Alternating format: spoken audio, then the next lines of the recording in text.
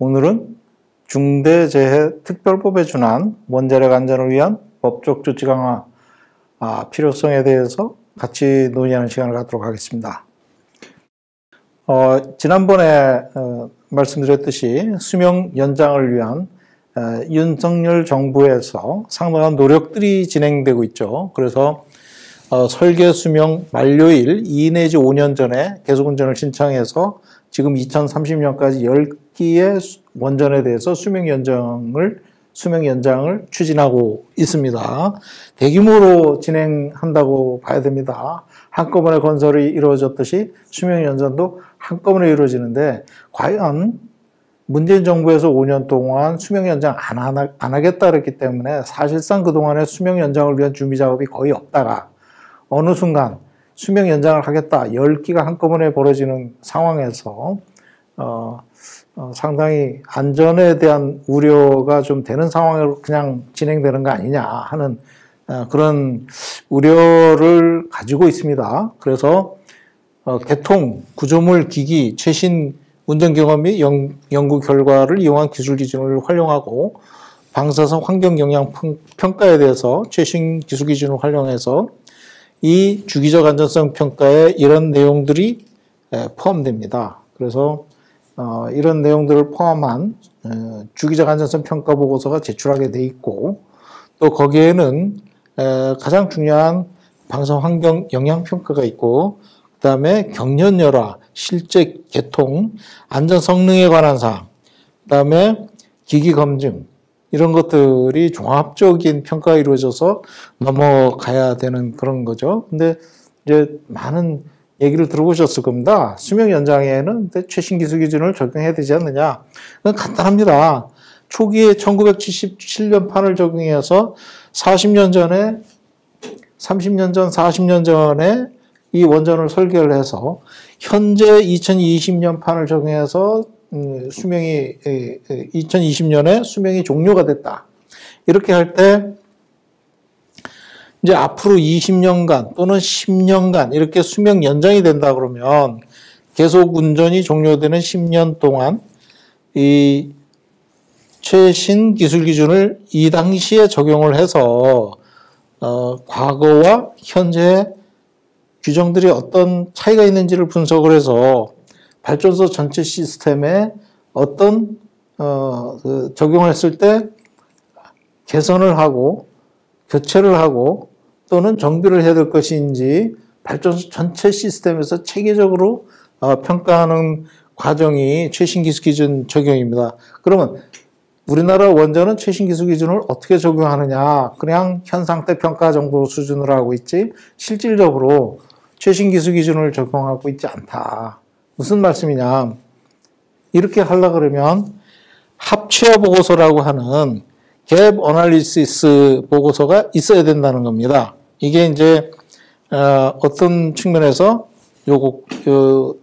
40년 전과 현재 사이에 그 어떤 차이가 있는지를 분석을 하는 작업인데, 그것이 컴플라이언스라고 합니다. 합체화 보고서라는 것이 있어야 되는데 우리나라는 명문화된 합체화 보고서가 없죠. 그래서 이것이 체계적으로 평가가 되지 않고 수명 연장을 시행해서 굉장히 무리를 일으켰던 것이 월성 1호기 수명 연장인데 지금 그 자체가 그대로 재현되고 있다. 그래서 상당히 우려가 된다는 것입니다. 사고 관리 계획, 지금 중대사고 개념이 이제 들어오기 시작했습니다.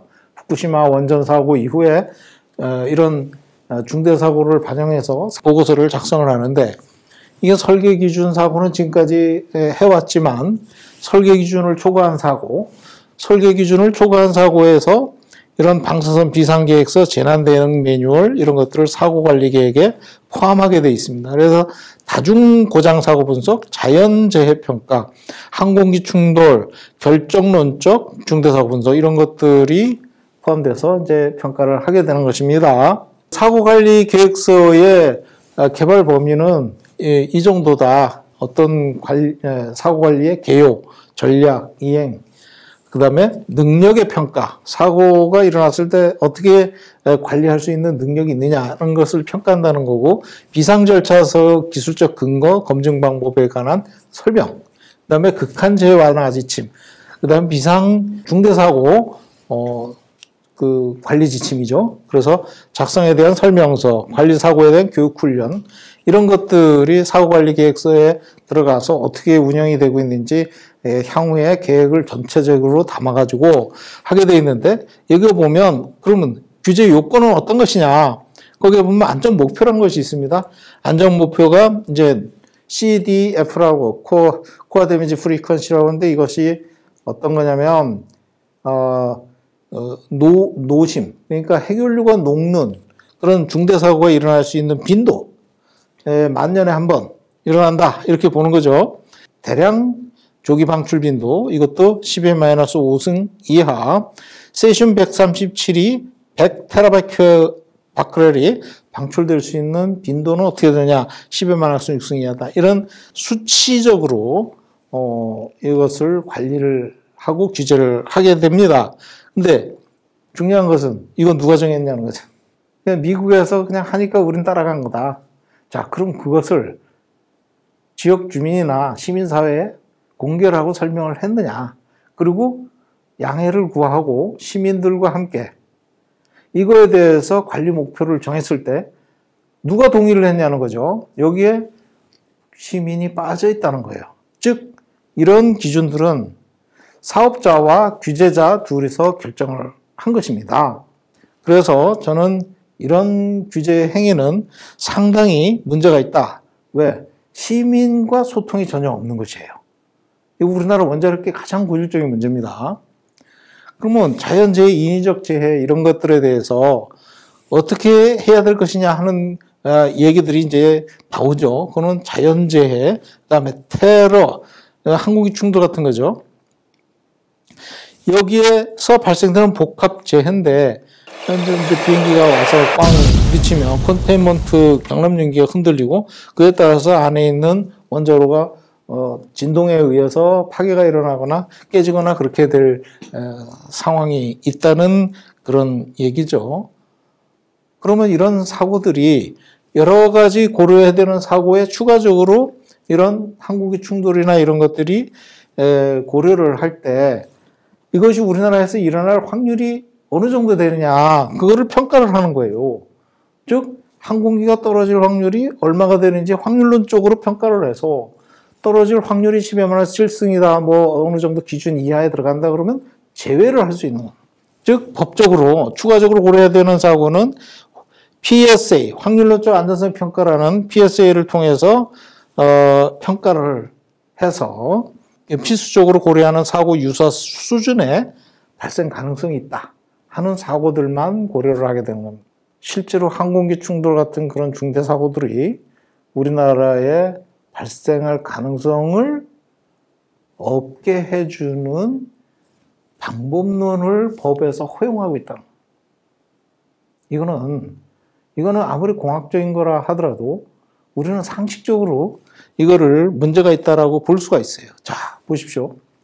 지난번에도 설명드렸듯이 항공기가 경납용기에 충돌됐을 때 어떤 현상들이 일어나고 경납용기의 벽체가 어떤 손상을 입느냐 하는 것을 실제로 산디아랩에서 이런 테스트를 진행을 했었습니다. 이런 데이터들은 많은 그 중요한 그 백업용으로 사용되고 있고 또 여기 카디즈라는 것이 있어가지고 여기에 중공군이 들어오고 러시아군이 들어오고 군함기가 들어와요. 이 카디즈를 침입해요. 우리나라 이 영토잖아요. 방공식별구역이라고 하는 우리나라 항공 영역을 침범을 해가지고 우리나라가 그 F-15가 날아가가지고 위협 사격을 한 지역입니다. 여기가. 그러면 자연적으로 날아가다가 뭐가 잘못돼서 떨어질 확률을 가지고 따져야 되겠습니까? 아니면 의도적인 테러 가능성을 따져야 되겠습니까? 우리나라는 준전시국가이기 때문에 확률론적으로 따질 일이 아니라는 거예요. 무조건 대비를 해야 된다. 네? 무조건 대비를 해야 된다는 겁니다. 그리고 IAEA에서도 이 표준 스탠다드가 지금 이미 나와 있습니다. 최신 기술 이거는 9.11 이후에 바로 나온 것입니다. 그래서 항공이 추락할 때 어떤 방법론과 절차에 따라서 해라 하고 다 나와 있어요. 왜 안 하는 거죠? 그 다음에 전에도 말씀드렸듯이 사용 해결료 저장조 해결료를 잔뜩 쌓아놨는데 그거 사고 나면 금방 2천만이 대피를 해야 되는 동부가 밀집 지역에 이런 위험한 물질들을 쌓아놓고 있기 때문에 테러나 이런 자연재해 이런 것들이 굉장히 우려된다는 말씀을 이미 드렸었죠. 다소호기 문제도 마찬가지죠.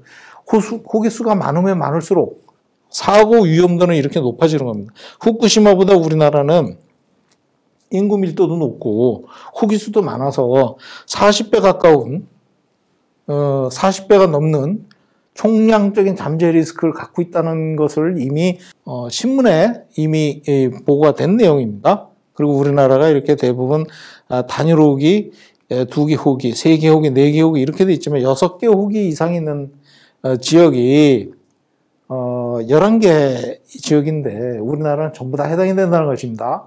그래서 다소호기 문제가 우리나라는 굉장히 심각하고 자연재해의 하나의 대표적인 예입니다. 이거는 이제 산불이 났을 때 이 송전선이 그 불에 의해서 작동이 안 되는 바람에 4개의 라인 중에 3개가 고장난 것이 울진입니다. 울진 산불. 그러면 외부 공급 전원이 차단될 수 있는 위험성이 있었던 것이죠. 이런 것들이 충분히 고려되고 평상시에 대비를 해야 된다. 후쿠시마 원전 사고 후속 대책을 한다고 했지만 24개 가동 원전에 1조 1천억을 투자하기로 했지만 우리나라는 겨우 지금까지 200억 정도밖에 투입이 안 됐다는 거예요. 우리나라가 얼마나 차이 나요? 100배 차이 나는 거죠. 그래서 상당히 아쉬운 그런 안전문화를 갖고 있다. 월성 사용해결료 저장조 누설 일어나고 있지만 근본적인 대책은 지금 생각도 못하고 있습니다. 그 고리 2호기 수명 연장 설비 개선 비용이 1,000억도 안 돼요. 지금 월성 1호기는 5,400억 들어갔었거든요. 수명 연장할 때. 그래도 최신 기술 기준 적용 안 했다 그래가지고 법정에서 허가 취소 결론이 나왔었죠. 해외에서는 뭐 몇 조 단위의 설비 개선 비용이 들어갔던 것입니다. 그래서 우리나라는 이렇게 수명 연장을 너무 쉽고 간단하게 평가한다.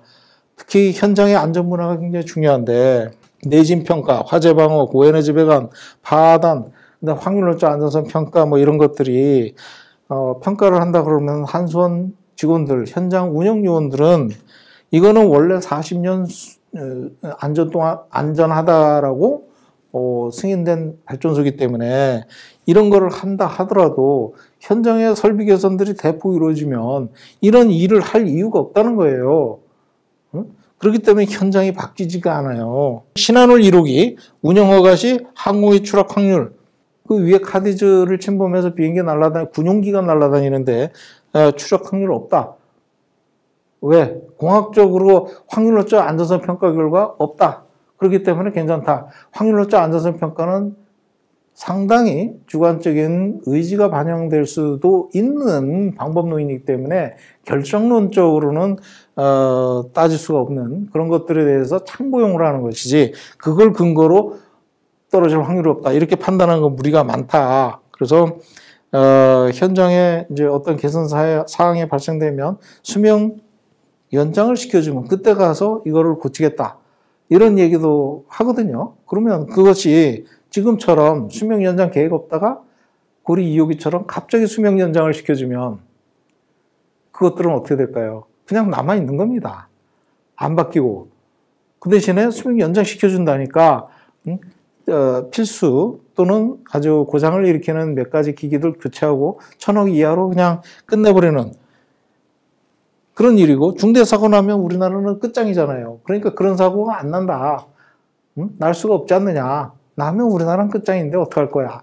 이런 마인드가 현장에 상당히 지배적이고 현장의 안전문화는 우리나라는 이 소급 적용이라고 하는 그 현재 적용된 룰에 대해서 신규 도입이 됐을 때 과거에 결정했던 상황까지 소급해서 안전성을 강화시킬 수 있도록 요구하는 그런 입법이 반드시 필요한 상황으로 보겠습니다.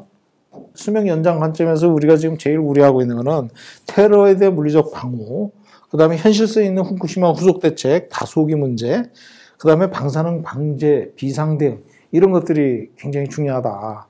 근데 이런 것들이 실질적으로 종합적으로 제대로 평가가 되고 시민들과 어떤 안전에 대한 공동 목표를 두고 얘기를 할 때 공통점을 가지고 우리가 일치되는 안전에 대한 대책에 대해서 일치된 그런 것들을 목표를 도출해냈느냐가 굉장히 중요한 사항입니다. 특히 원자력법에 보면 연구개발, 생산, 이용 등에 따른 안전관리에 관한 사항을 규정해서 방사선의 재방지, 공공의 안전을 도모, 결국은 방사선으로부터 국민의 안전을 도모하기 위한 것이 원자력 안전법입니다. 국민의 안전은 뒷전이다. 이런 얘기들이 나오는 이유가 과연 어디에 있을까요? 바로 여기 있습니다. 무슨 말씀이냐면 부산시장이 고리 2호기가 노후화됐다고 세계 원전도 80년, 100년을 쓴다. 이런 얘기를 했습니다. 미국 원전이 80년, 100년 쓰는 이유는 여러분들 잘 아시다시피 경제성이 떨어진 노후 원전 보조금 줘가지고 가동 연장을 시켜서 그 가동이 바로 정지되면 대량 실직 사태가 일어나니까 그걸 방지하기 위한 것이 목적이었습니다. 즉 미국 원전이 이미 노후돼 가지고 보조금을 주지 않으면 경제성이 떨어져서 가동을 할 수가 없습니다. 적자가 나는 원전을 돌리기 위해서 보조금을 줘가면서 하는 거예요. 그렇다고 미국이 이 보조금을 준다고 원전으로 에너지 정책이 확 돌았냐? 절대 아닙니다. 이런 마인드에 보면 뭐가 있냐? 사고 나면 누가 책임지냐? 사고 나면 결국은 국민이 책임지게 돼 있어요. 자기는 책임지는 게 없는 거예요. 이분이 무슨 책임을 지냐고, 이분이. 그런데 이렇게 얘기하는 거예요. 국민이 결국은 책임을 지기 때문에 국민이 안전에 대한 의사결정에 들어가야 된다는 것이 거버넌스를 확보하는 차원에서 ESG, 즉 책임성 강화가 굉장히 요구가 되는 것입니다. 자, 아무 책임도 없는 사람이 이런 얘기를 해서 되겠느냐. 그리고 원자력 손해배상법을 보면요. 국가 간 무력 충돌, 적대행위, 내란 또는 반란으로 인해서 발생된 것은 배상도 안 해요. 무슨 말씀이냐. 전투기 날아와서 떨어져서 큰 사고가 났어요. 이거는 배상을 안 해요. 알아서 하라는 거야, 알아서. 그러면 부산, 울산, 경주 이쪽 지역 주민들은 대형 사고 나가지고 방사능 날라오고 난리가 났어요. 국가가 배상할 의무가 없는 거예요. 이런 손해배상법이 어디냐고. 그리고 배상 책임 한도도요. 이 9억 계산단위 한도 내에서 한다는 것인데 이게 1조 5천억이거든요. 1조 5천억을 얘기합니다. 1조 5천억만 배상하면 끝나는 거예요. 어떤 중대사고가 일어나도. 응? 자, 일본은요. 후쿠시마 원전사고 하나로 지금 700조니 800조니 지금 손해배상 비용이 그렇게 들어가거든요. 복구 비용 합쳐서. 근데 1조 5천억으로 되겠습니까? 안 되잖아요. 그러니까 우리 장정욱 교수께서 일본 마사야마 대학 교수님이신데 원자력 손해배상제도 법경제적 분석 이 책을 냈어요. 거기에 무한배상으로 전환할 필요가 있다. 이거를 주장하시고 법적인 개정안까지 뒤에 만들었습니다. 이 조항 3조 2 이거는 다 없애야 되는 거예요. 왜 국가 간 충돌 적대 내란에 일어났을 때 원전이 큰 사고가 일어나면 배상을 못한다. 이건 말이 되느냐는 거예요. 이거는 무조건 배상을 해야 되는 겁니다. 또는 평상시에 그런 사고가 일어나더라도 어떤 중대사고가 최소화될 수 있도록 평상시에 완벽하게 준비를 하고 있으라는 얘기예요. 그렇기 때문에 저런 조항들은 문제가 있다. 그래서 중대재해처벌법에 의해서 지금 어떤 종업원이 또는 종사자가 사망사고가 일어났을 때 최고 경영진을 문책을 하지 않습니까? 그래서 중대사고가 일어났을 때 해결료가 녹는 사고가 일어났을 때 최고 경영자에 대해서 책임을 물리는 이런 조치가 좀 필요하다. 규제자, 사업자, 공희, 경영 최고 책임자는 중대사고만 일어났다 그러면 무조건 책임을 물려야 된다는 것입니다. 그것을 정확하게 근거를 대야 돼요. 113조 원안법에 보면 벌칙이 있어요. 이런 벌칙을 보면 누군가 책임 소재자가 굉장히 모호하게 되어 있습니다. 그냥 결국은 뭐 현장에서 일하다가 말단한테 그냥 넘겨버리는 꼬리 자르기 형태로 진행될 가능성이 굉장히 높다. 그렇기 때문에 최고 경영자나 최고 책임자가 어떤 사고가 났을 때 무조건 책임을 부과하는 그런 강력한 조치를 해야 이 책임성이 좀 부과가 되고, 그런 아까 뭐 80년, 100년 쓴다 이런 이상한 얘기를 하지 않게 되는 것입니다. 그래서 저희는 이것을 원안법의 중대사고 처벌 조항을 강화해서 집어넣어야 되겠다, 그런 말씀이고요. 규제기관 책임자는 뭐 이렇게 해가지고 구체적으로 좀 몇 가지 찍어놨습니다만, 이거는 그냥 하나의 참고용으로 그냥 적어놓은 거고, 일단 중대재해처벌법에 준하는 책임 처벌 규정이 반드시 법에 있어야 되겠다, 그런 말씀을 드리고 싶습니다. 또 하나는 아까 말씀드렸듯이 어떤 안전 기준을 제정을 할 때 법적으로 또는 규정 이런 것들을 신설할 때 국민적 공감대가 전혀 없이 진행되고 있다. 원자력 안전 정보 공개 소통에 관한 법률을 제정을 할 필요가 있다. 이거는 지금 현재 2022년 6월 9일 날 제정됐지만 이 법은 영업비밀을 보호하기 위한 법이다, 이렇게 보시면 됩니다. 그렇기 때문에 어떻게 사업자의 영업비밀을 보호하고 만약에 정보가 누설됐을 때 책임 규정을 강화했는데 이런 것들은 최대한 줄여야 되겠다. 그리고 원자력 안전 소통에 대한 책임과 의무를 부여할 필요가 있는데, 국회의원 지자체장이 요구하는 안전정보는 7일 이내에 무조건 제출하는 의무화를 하고 투명성 원칙이 들어가야 되겠다. 그래서 이 두 가지가 굉장히 중요한 소통, 투명성을 보여줄 수 있는 것입니다. 그래서 결론적으로 말씀드리면 원안위가 사업자에 대한 규제 행위에 있어서 불리한 점은 제대로 얘기를 안 해요. 그리고 아까 말씀드렸듯이 수명 연장을 할 때 사업자하고만 얘기하기 때문에 국민적 공감대가 굉장히 떨어지고 있다. 그래서 사업자 의견에만 일방적으로 끌려가는 그런 상황이고, 국민의 재산과 건강을 보호해야 될 원안위가 지금 전혀 보이지가 않고 있다. 수명 연장을 한다고 10개의 수명 연장을 한다 그러는데 월성 1호기 때 최신 기술 기준 문제로 그렇게 문제가 컸는데 이 10개의 수명 연장에 대한 규제 방침, 입장 이런 것들에서 명확한 입장 제시가 없어요. 지금 그거에 대해서 국민적 공감대도 좀 가지고 규제를 해야 될 텐데 소통을 전혀 안 하고 있는 것입니다. 국민 소통을 좀 강화해서 다수기 문제, 테러, 항공기 추락 이런 것들, 그 다음에 강화된 후쿠시마 후속 조치, 노후 대책, 지진, 기후 이런 최신 기술 경험 이런 문제점들이 복합적으로 수명 연장을 할 때 거기에 제대로 반영되고 녹아 들어갈 수 있도록 규제를 제대로 해야 되겠다. 그 다음에 중대사고 처벌법, 무한배상, 소통 강화, 소급 적용, 사고 조항성 해결료, 영구 처분장 등 개정 입법에 의한 안전성을 강화할 필요가 있다. 이것이 오늘 마지막으로 결론 삼아 말씀을 드리겠습니다. 감사합니다.